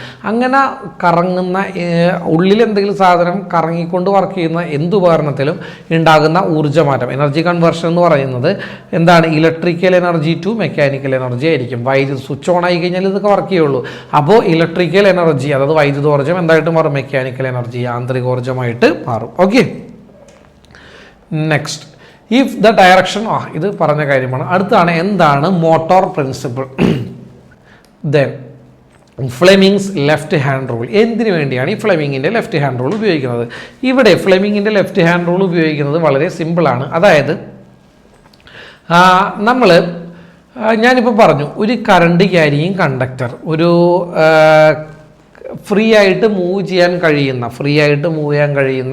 ഒരു കറണ്ട് ക്യാരിയിങ് കണ്ടക്ടറിനെ നമ്മളൊരു മാഗ്നറ്റിക് ഫീൽഡിൽ വെച്ചിട്ട് അതിലൂടെ കറണ്ട് പാസ് ചെയ്യുകയാണെങ്കിൽ ആ കണ്ടക്ടറിൽ ഒരു ഫോഴ്സ് ആക്ട് ചെയ്യുകയും ആ കണ്ടക്ടർ ഒരു ഡയറക്ഷൻ ഡിഫ്ലക്റ്റ് ചെയ്യുകയും ചെയ്യും. ശരിയല്ലേ? അപ്പോൾ ഇങ്ങനെ കണ്ടക്ടർ ഡിഫ്ലക്റ്റ് ചെയ്യുന്ന ഡയറക്ഷൻ, ആ ഡയറക്ഷൻ കണ്ടുപിടിക്കാനാണ് നമ്മൾ ഫ്ലെമിങ്ങിൻ്റെ ലെഫ്റ്റ് ഹാൻഡ് റൂൾ ഉപയോഗിക്കുന്നത്. ബേസിക്കലി പറഞ്ഞു കഴിഞ്ഞാൽ ഞാനിപ്പോൾ പറയുന്നത് നോക്കുക, ഈ ഒരു എക്സ്പെരിമെൻറ്റ് നിങ്ങൾ നോക്കുകയാണെങ്കിൽ നോക്കിയേ, ഇതാണ് ഒരു നോർത്ത് പോൾ, ഇതൊരു സൗത്ത് പോൾ. അപ്പോൾ ഇവയ്ക്കിടയിൽ ഒരു മാഗ്നറ്റിക് ഫീൽഡ് ഉണ്ട്. ആ മാഗ്നറ്റിക് ഫീൽഡിലാണ് ആരിയിരിക്കുന്നത്? ഈ ഫ്രീ ആയിട്ട് മൂവ് ചെയ്യാൻ കഴിയുന്ന കണ്ടക്ടർ ഇരിക്കുന്നത്. ആ സ്വിച്ച് ഓൺ ആക്കിയപ്പോൾ ആ കണ്ടക്ടർ ഈ ഡയറക്ഷനിൽ ഒന്ന് ഡിഫ്ലക്റ്റ് ചെയ്തു എന്ന് വിചാരിക്കുക. അങ്ങനെ ആ ഡയറക്ഷനിൽ ഡിഫ്ലക്റ്റ് ചെയ്യണമെങ്കിൽ ആ ഡയറക്ഷനിൽ ഒരു ഫോഴ്സ് ആക്ട് ചെയ്തത് കൊണ്ടല്ലേ? അല്ലേ? ഒരു ബലം അല്ലെങ്കിൽ ഒരു ഫോഴ്സ് ആക്ട് ചെയ്തത് കൊണ്ടല്ലേ ആ ഡയറക്ഷൻ ഡിഫ്ലക്റ്റ് ചെയ്തത്? അപ്പോൾ അങ്ങനെ ആ ഫോഴ്സിൻ്റെ, അങ്ങനെ അനുഭവപ്പെടുന്ന ഫോഴ്സിൻ്റെ ഡയറക്ഷൻ കണ്ടുപിടിക്കാനാണ് നമ്മൾ ഫ്ലെമിങ്ങിൻ്റെ ലെഫ്റ്റ് ഹാൻഡ് റൂൾ ഉപയോഗിക്കുക. ലെഫ്റ്റ് ഹാൻഡ് റൂൾ, ഇതിൻ്റെ ലെഫ്റ്റ് ഹാൻഡാണ് കേട്ടോ. Okay, so left hand rule എന്താണ് പറയുന്നത്? സിമ്പിളായിട്ട് ഞാൻ ചിത്രത്തിൽ നിന്ന് എല്ലാം കാണിച്ചു തരാം. സോ ഇതാണ് ലെഫ്റ്റ് ഹാൻഡ് റൂൾ. നിങ്ങളുടെ ലെഫ്റ്റ് ഹാൻഡിലെ 3 വിരലുകൾ മ്യൂച്വലി പെർപെൻഡിക്കുലർ ആയിട്ട് പിടിക്കുക. ഓക്കെ, അതിൽ നിങ്ങളുടെ ഫോർഫിംഗർ, ചൂണ്ടുവിരൽ മാഗ്നറ്റിക് ഫീൽഡിൻ്റെ ഡയറക്ഷനിലായിരിക്കണം, കാന്തിക മണ്ഡലത്തിൻ്റെ ഡയറക്ഷനിലായിരിക്കണം. നിങ്ങളുടെ നടുവിരൽ കറണ്ടിൻ്റെ ഡയറക്ഷനിലായിരിക്കണം. അങ്ങനെയാണെങ്കിൽ നിങ്ങളുടെ തള്ളവിരൽ, തമ്പ് തരുന്നത് എന്താണ്? ആ ഫോഴ്സിൻ്റെ ഡയറക്ഷൻ ആയിരിക്കും തമ്പ് തരുന്നത്. ക്ലിയർ ആണല്ലോ? ഇതാണ് ഫ്ലെമിങ്ങിൻ്റെ ലെഫ്റ്റ് ഹാൻഡ് റൂള്. ഫ്ലെമിങ്ങിൻ്റെ ലെഫ്റ്റ് ഹാൻഡ് റൂൾ എന്തിനു വേണ്ടിയാണ് ഉപയോഗിക്കുന്നത്? ഒരു കണ്ടക്ടർ, ഒരു ഫ്രീ ആയിട്ട് മൂവ് ചെയ്യാൻ കഴിയുന്ന ഒരു കണ്ടക്ടറിനെ ഒരു മാഗ്നറ്റിക് ഫീൽഡിൽ വയ്ക്കുമ്പോൾ ആ കണ്ടക്ടറിൽ ഒരു ഫോഴ്സ് ആക്ട് ചെയ്യും. അതിൻ്റെ ഫലമായിട്ട് ആ കണ്ടക്ടർ മൂവ് ചെയ്യുകയും ചെയ്യും. ആ ഫോഴ്സിൻ്റെ ഡയറക്ഷൻ കണ്ടുപിടിക്കാൻ വേണ്ടിയാണ് നമ്മൾ ഉപയോഗിക്കുന്നത്? ഫ്ലെമിങ്ങിൻ്റെ ലെഫ്റ്റ് ഹാൻഡ് റൂള് ഉപയോഗിക്കുന്നത്. സോ ഫ്ലെമിങ്ങിൻ്റെ ലെഫ്റ്റ് ഹാൻഡ് റൂളാണ് ഞാനിവിടെ പറഞ്ഞത്. ദെൻ അതിനുശേഷം നമുക്ക് പഠിക്കാനുള്ളതാണ് ഇലക്ട്രിക് മോട്ടോർ. ഞാൻ ഇലക്ട്രിക് മോട്ടോർ എന്താണെന്ന് ഞാൻ പറഞ്ഞു തന്നിരുന്നു അല്ലേ? സോ ഇലക്ട്രിക് മോട്ടറിൻ്റെ പ്രധാന ഭാഗങ്ങളാണ് 2 ഫീൽഡ് മാഗ്നറ്റുകൾ ഉണ്ട്. അതാണ് ഈ കാണുന്ന നോർത്ത് NS എന്ന് മാർക്ക് ചെയ്തിരിക്കുന്നത് മാഗ്നറ്റിക് പോൾസ് ആണ്. 2 ഫീൽഡ് മാഗ്നറ്റുകളാണ്. അവയ്ക്കിടയിൽ ഈ PQ എന്ന് പറയുന്നത്, അതിന് മുമ്പ് അവയ്ക്കിടയിൽ ABCD എന്ന് പറയുന്ന ഒരു ഇത് കണ്ടില്ലേ? ഒരു വളയം, ഇതിങ്ങനെ ഇരിക്കുന്നൊരു വളയം നിങ്ങൾ കണ്ടില്ലേ അതിനിടയിൽ? യെസ്,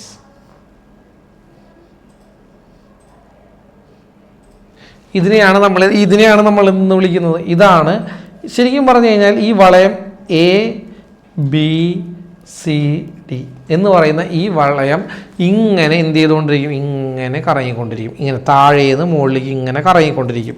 അത് ഒരു ആക്സിസിനെ ബേസ് ചെയ്തായിരിക്കും. ആ ആക്സിസാണ് PQ എന്ന് പറയുന്നത്. PQ എന്ന് പറയുന്നത് ആക്സിസ് ഓഫ് റൊട്ടേഷൻ, ആക്സിസിനെ ബേസ് ചെയ്താണ് കറങ്ങുന്നത്. ഓക്കെ, ഈ ABCD എന്ന് പറയുന്നത് ആർമേച്ചർ. ഈ കറങ്ങുന്ന ഈ വളയം, ഇതിനെ വിളിക്കുന്ന പേരാണ് ആർമേച്ചർ. ഈ ആർമേച്ചറിനോട് ചേർന്ന് നിൽക്കുന്ന ഒരു റിങ് ഉണ്ട്. ഇതിനെ വിളിക്കുന്ന പേരാണ് സ്പ്ലിറ്റ് റിങ്സ് എന്നാണ് വിളിക്കുന്നത്. ഇവിടെ കണ്ടില്ലേ നിങ്ങൾ ഈ ചൊമ്പയിൽ കാണിച്ചിരിക്കുന്നില്ല, ഇതാണ് സ്പ്ലിറ്റ് റിങ്സ്. ഇതിനെയാണ് നമ്മൾ സ്പ്ലിറ്റ് റിങ്സ് എന്ന് പറയുന്നത്. ഈ സ്പ്ലിറ്റ് റിങ്ങിനോട് ചേർന്നിട്ട് ബ്രഷ് ഉണ്ട്.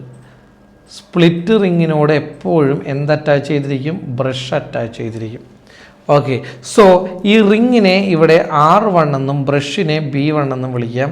ഇപ്പുറത്തെ റിങ്ങിനെ R2 എന്നും ബ്രഷിനെ B2 എന്നും വിളിക്കാം. ഓക്കെ, അതായത് ഇപ്പോൾ B1 എന്ന് പറയുന്ന ബ്രഷ്, R1 എന്ന് പറയുന്ന റിങ്ങുമായിട്ട് കണക്ട് ചെയ്തിരിക്കുന്നു. B2 എന്ന് പറഞ്ഞ ബ്രഷ് R2 എന്ന് പറയുന്ന റിങ്ങുമായിട്ട് കണക്ട് ചെയ്തിരിക്കുന്നു. ഓക്കെ, ഇനി ഇതിനെ ഞാൻ ഒരു സെല്ലുമായിട്ട് കണക്ട് ചെയ്യാമെന്ന് വിചാരിച്ചു. ഇതിനെ ഞാനൊരു സെല്ലുമായിട്ട് കണക്ട് ചെയ്ത് കഴിഞ്ഞാൽ ഈ എയിൽ നിന്നും ബിയിലേക്ക് കറണ്ട് പാസ് ചെയ്യും, ബിയിൽ നിന്നും സിയിലേക്ക്. ഇങ്ങനെയാണല്ലോ കറണ്ട് പാസ് ചെയ്യുന്നത് അല്ലേ. ഇവിടെ ഒരു നോർത്ത് പോളും ഉണ്ട്, 2 മാഗ്നറ്റുകൾ വെച്ചിട്ടുണ്ട്. ഇതാണ് മാഗ്നറ്റിൻ്റെ നോർത്ത് പോള്, ഇതാണ് മാഗ്നറ്റിൻ്റെ സൗത്ത് പോള്. ഓക്കെ, അപ്പോൾ നോർത്ത് പോളിൽ നിന്നും സൗത്ത് പോളിലേക്ക് എന്തുണ്ടാവും? ഒരു മാഗ്നറ്റിക് ഫീൽഡും ഉണ്ടാകും. ക്ലിയർ ആണല്ലോ. അപ്പോൾ NS എന്ന് പറയുന്നത് മാഗ്നറ്റിക് പോൾസ് ആണ്. അവയ്ക്കിടയിൽ നടുക്കിരുന്ന് കറങ്ങുന്ന ഇതിനെ വിളിക്കുന്ന പേരാണ് ആർമേച്ചർ. ഈ ആർമേച്ചർ ഇങ്ങനെ കറങ്ങിക്കൊണ്ടിരിക്കുന്ന ഒരു ആക്സിസിനെ ബേസ് ചെയ്താണ്. ആക്സിസിനെ വിളിക്കുന്ന പേരാണ് ആക്സിസ് ഓഫ് റൊട്ടേഷൻ. ആ ആർമേച്ചറുമായിട്ട് ചേർന്ന് കറങ്ങുന്ന വളയങ്ങളാണ് എന്തെന്ന് വിളിക്കുന്നത്? സ്പ്ലിറ്റ് റിങ്സ് എന്ന് വിളിക്കുന്നത്. എന്താണ് സ്പ്ലിറ്റ് റിങ്സ് കേട്ടോ? ആർമേച്ചറുമായിട്ട് ഒട്ടിയിരിക്കുന്ന വളയങ്ങളെ വിളിക്കുന്ന പേരാണ് സ്പ്ലിറ്റ് റിങ്സ്. ഈ ബ്രഷുകൾ ഇവിടെ ഫിക്സഡ് ആയിരിക്കും. ഈ ആർമേച്ചർ ഇങ്ങനെ കറങ്ങുമ്പോൾ അതിനനുസരിച്ച് ഈ റിങ്ങും കറങ്ങും. അപ്പോൾ ആർമേച്ചർ ഇപ്പുറത്തേക്ക് വരുമ്പോൾ എന്ത് ചെയ്യും? ഈ R2 എന്ന് പറയുന്ന ഭാഗം B1 എന്ന് പറയുന്ന ബ്രഷുമായിട്ട് കണക്ട് ചെയ്യും. ഈ R1 എന്ന് പറയുന്ന നമ്മുടെ സ്പ്ലിറ്റ് റിങ്ങിൻ്റെ ഈ R1 എന്ന് പറയുന്ന റിങ് ഇപ്പുറത്തേക്ക് കിടക്കുമ്പോൾ അത് B2വുമായിട്ട് കണക്ഷനിലാവും. ഇങ്ങനെ ഈ റിങ് B1ഉമായിട്ടും B2വുമായിട്ടും ഇങ്ങനെ കണക്ട് ചെയ്തുകൊണ്ടിരിക്കും. ബ്രഷുകൾ ഇവിടെ ഫിക്സ്ഡുമാണ്.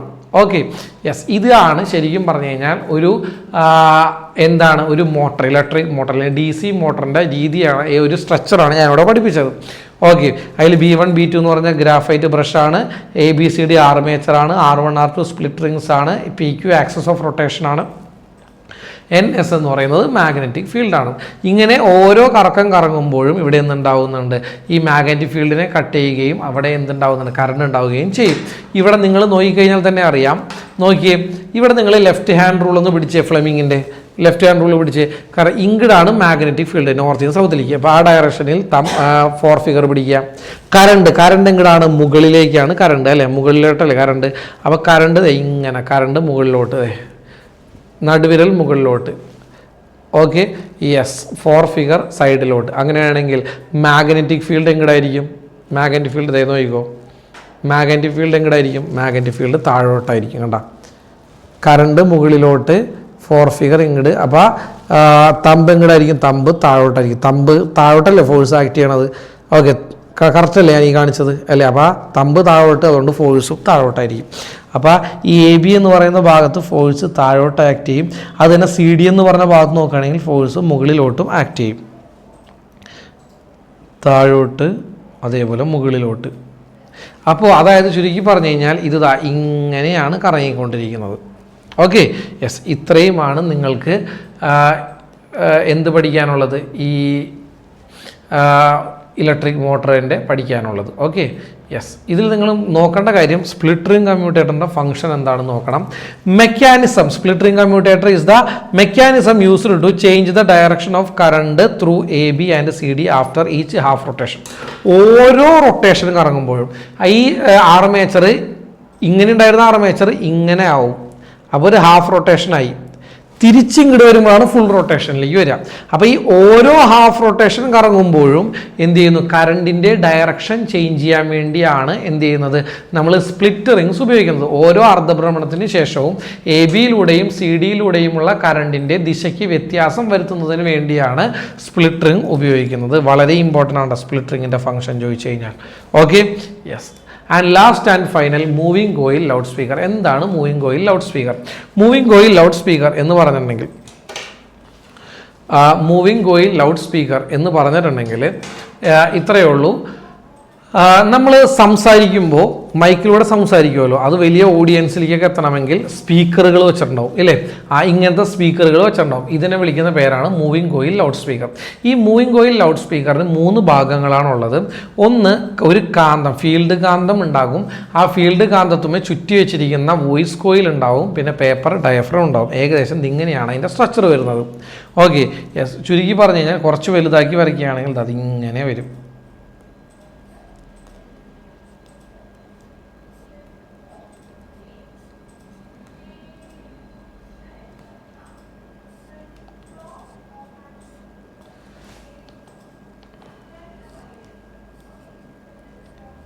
യെസ്, ഇങ്ങനെയാണ് അതിൻ്റെ കുറച്ചും കൂടെ നിങ്ങൾക്ക് മനസ്സിലാവുന്ന രീതിയിൽ വരുന്നത്.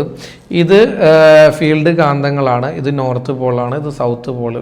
രണ്ട് ഫീൽഡ് കാന്തങ്ങൾ, അവയ്ക്കിടയിലിരിക്കുന്ന ഒരു വോയിസ് കോയിലാണിത്. കണ്ടോ, ഫീൽഡ് കാന്തമ വോയിസ് കോയിൽ ചുറ്റി വെച്ചിരിക്കുന്നു. ഓക്കെ, വോയിസ് കോയിൽ ചുറ്റി വെച്ചിരിക്കുന്നു. ഈ ഇവിടെ നിന്ന് പേപ്പർ ഡയഫ്രം വെച്ചിട്ടുണ്ടാവും ഇങ്ങോട്ട്. പേപ്പർ ഡയഫ്രം വെച്ചണം. ഇതാണ് ഇതിൻ്റെ രീതി. ഓക്കെ, ഞാനിപ്പോൾ മൈക്കിലൂടെ സംസാരിക്കുമ്പോൾ എൻ്റെ ശബ്ദം ഈ മൈക്കിലൂടെ വന്ന് നേരെ ആംപ്ലിഫയറിലേക്കാണ് പോകുന്നത്. ഓക്കെ, അതായത് ഒരു ആംപ്ലിഫയർ ഉണ്ടാവും, ഒരു ആംപ്ലിഫയർ ഉണ്ടാവും. അപ്പോൾ എൻ്റെ സൗണ്ട് നേരെ എവിടേക്ക് വരും? ഈ ആംപ്ലിഫയറിലേക്ക് വരും. ഈ ആംപ്ലിഫയറിൽ നിന്നുള്ള ഇലക്ട്രിക്കൽ സിഗ്നലുകളാണ് നേരെ എവിടേക്ക് ചെല്ലുന്നത്? ഈ വോയിസ് കോയിലേക്ക് ചെല്ലുന്നത്. മനസ്സിലായ? അപ്പോൾ ആംപ്ലിഫയറിലേക്ക് എൻ്റെ സൗണ്ട് ആംപ്ലിഫയറിലേക്ക് ചെല്ലും, ആംപ്ലിഫയറിൽ നിന്നും ആ സൗണ്ട് വോയിസ് കോയിലേക്ക് ചെല്ലും. അപ്പോൾ വോയിസ് കോയിലെത്തുമ്പോൾ എൻ്റെ സൗണ്ടിൻ്റെ ഫ്രീക്വൻസി അനുസരിച്ചിട്ട് വോയിസ് കോയിൽ വൈബ്രേറ്റ് ചെയ്യാൻ തുടങ്ങും. വോയിസ് കോയിൽ വൈബ്രേറ്റ് ചെയ്യുമ്പോൾ അതിനോട് ചേർന്ന് ഈ വോയിസ് കോയിലുമായിട്ട് ചേർന്നാണ് ആരിയിരിക്കുന്നത്? ഡയഫ്രം ഇരിക്കുന്നത്. കണ്ടോ, വോയിസ് കോയിലുമായിട്ട് ചേർന്നാണ് ഡയഫ്രം, വോയിസ് കോയിലുമായിട്ട് ചേർന്നാണ് ഈ ഡയഫ്രം ഇരിക്കുന്നത്. അപ്പോൾ വോയിസ് കോയിൽ വൈബ്രേറ്റ് ചെയ്യുമ്പോൾ അതിനനുസരിച്ച് ആരും വൈബ്രേറ്റ് ചെയ്യാൻ തുടങ്ങും? ഈ ഡയഫ്രം ഇങ്ങനെ വൈബ്രേറ്റ് ചെയ്യും. ഓക്കെ, ഈ ഡയഫ്രം വൈബ്രേറ്റ് ചെയ്യുമ്പോൾ ഇവിടെ എന്ത് ചെയ്യും? ഈ സിഗ്നലുകളുടെ സ്ട്രെങ്ത് കൂട്ടി വലിയ വലിയ സ്ട്രെങ്ത് ഉള്ള സിഗ്നലുകളായിട്ട് പുറത്തേക്ക് വരും, വലിയ സ്ട്രെങ്ത് ഉള്ള സൗണ്ടായിട്ട് പുറത്തേക്ക് വരും. ഇങ്ങനെയാണ് ഈ ഉപകരണം വർക്ക് ചെയ്യുന്നത്. ഓക്കെ, യെസ്, ആക്ച്വലി ഇതിൻ്റെ പ്രിൻസിപ്പിൾ ചോദിച്ചു കഴിഞ്ഞ് കഴിഞ്ഞാൽ മോട്ടോർ പ്രിൻസിപ്പിളാണ് കേട്ടോ. മോട്ടോർ പ്രിൻസിപ്പിളാണത്. ഇതിൻ്റെ പ്രിൻസിപ്പിൾ ചോദിച്ചു കഴിഞ്ഞാൽ മൂവിങ് കോയിൽ ഔട്ട് സ്പീക്കറുടെ പ്രിൻസിപ്പിൾ വെച്ചാൽ മോട്ടോർ പ്രിൻസിപ്പിളാണ്. ഇതിൻ്റെ പ്രധാനപ്പെട്ട ഭാഗം paper diaphragm, voice coil, field magnet, connecting wire. Okay, ഈ നടുക്ക് ഒരു സോഫ്റ്റ് അയൺ കോറാണ് വെച്ചിരിക്കുന്നത് കേട്ടോ. ഈ നടുക്ക് വെച്ചിരിക്കുന്നത് ഒരു സോഫ്റ്റ് അയൺ കോറാണ്. ഈ സോഫ്റ്റ് അയൺ കോറുമ്മലാണ് എന്ത് ചുറ്റി ചുറ്റി വെച്ചിരിക്കുന്നത്? യെസ്, ഈ ഒരു എന്ത് ചുറ്റി വെച്ചിരിക്കുന്നത്? നമ്മുടെ വോയിസ് കോയിൽ ചുറ്റി വെച്ചിരിക്കുന്നത്. Okay, yes. അപ്പോൾ ഇതാ electrical signal, audio signal, sound signal നേരെ എവിടേക്ക് എത്തും? മൈക്രോഫോണിൽ നിന്ന് ആംപ്ലിഫയറിലേക്ക് എത്തും. അത് ആംപ്ലിഫയർ കുറച്ച് ആംപ്ലിഫൈ ചെയ്യും, എന്നിട്ട് അത് നേരെ എവിടേക്ക് വരും? വോയിസ് കോയിലിലേക്ക് എത്തും. വോയിസ് കോയിൽ മാഗ്നറ്റിക് ഫീൽഡിൻ്റെ ഉള്ളിലാണ് വോയിസ് കോയിൽ ഇരിക്കുന്നത്, കാന്തിക മണ്ഡലത്തിൻ്റെ ഉള്ളിലാണ് വോയിസ് കോയിൽ ഇരിക്കുന്നത്. അപ്പോൾ ഈ വോയിസ് കോയിൽ വൈബ്രേറ്റ് ചെയ്യാൻ തുടങ്ങും. കേട്ടോ, വോയിസ് കോയിൽ വൈബ്രേറ്റ് ചെയ്യാൻ തുടങ്ങും. ഓക്കെ, വോയിസ് കോയിൽ വൈബ്രേറ്റ് ചെയ്യുമ്പോൾ വോയിസ് കോയിലിനോട് ചേർന്ന് ഉള്ള ഡയഫ്രം വൈബ്രേറ്റ് ചെയ്യാൻ തുടങ്ങും. ഡയഫ്രം വൈബ്രേറ്റ് ചെയ്തിട്ട് സൗണ്ട് പ്രൊഡ്യൂസ് ചെയ്യും. ഇങ്ങനെയാണ് ഇതിൻ്റെ വർക്കിംഗ്. ഓക്കെ, മൈക്രോഫോണിൽ നിന്ന് ലഭിക്കുന്ന വൈദ്യുത സിഗ്നലുകളെ ആംപ്ലിഫയർ ഉപയോഗിച്ച് ശക്തിപ്പെടുത്തുന്നു. ഈ ഓഡിയോ സിഗ്നലുകളെ കാന്തിക മണ്ഡലത്തിൽ സ്ഥിതി ചെയ്യുന്ന വോയിസ് കോയിലൂടെ കടത്തിവിടുന്ന വോയിസ് കോയിൽ കാന്തിക മണ്ഡലത്തിൽ സ്ഥിതി ചെയ്യുന്നതുകൊണ്ട് ബലം അനുഭവപ്പെടുകയും കറണ്ടിനനുസരിച്ച് അത് കമ്പനം ചെയ്യുകയും ചെയ്യും. ഇത് ഡയഫ്രത്തെയും കമ്പനം ചെയ്യിക്കുന്നു. അങ്ങനെ ഉയർന്ന ശബ്ദം പുറത്തേക്ക് വരുന്നു. ഓക്കെ, സോ ഇത്രയുമാണ് ഈ ചാപ്റ്ററിലെ ഏറ്റവും ഇമ്പോർട്ടൻ്റ് ആയ ഭാഗങ്ങൾ. അപ്പോൾ എന്തായാലും പഠിച്ച് മിടുക്കന്മാരായിട്ട് വരിക. Okay, yes.